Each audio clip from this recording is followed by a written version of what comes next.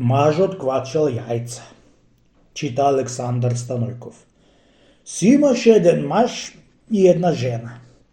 Жената си беше работна, мажо мрзлив, си седеше дома и си квачеше јајца.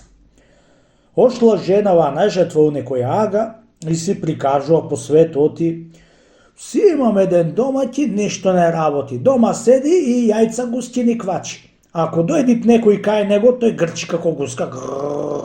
Демек, вез ден седи над јајцата и не се мрда.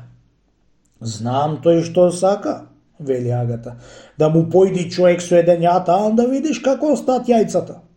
Му вели жената, дај ми еден јатаан и рубата твоја да јавнам на еден конј, да појдам дома и да го заплашам троа.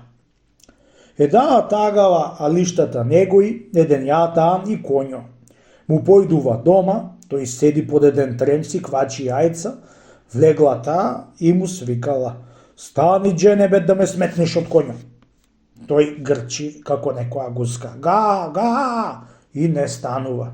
Тој мавнува со јатаано, тој станал и ја сметнал. Прошетал троа што прошетал агата и му рекол, де да ме крениш на конј да ме качиш. Станува, го качува на конј и си ој дури на нива кај агата и му кажува, појдов, ме симна, ме качи, му турив неколку јатаани.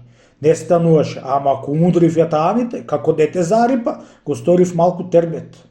Ми помина тагата, барем го протепав малце. Вечерта, која си дошла, го прашала, као помина домаќине денеска со јајцата? Остај се, жено, денеска што налепив јас. Како ми дојде едно турчиниште со еден јатаан, со еден конј која ми свика, стани ќерата да ме симниш од конјо.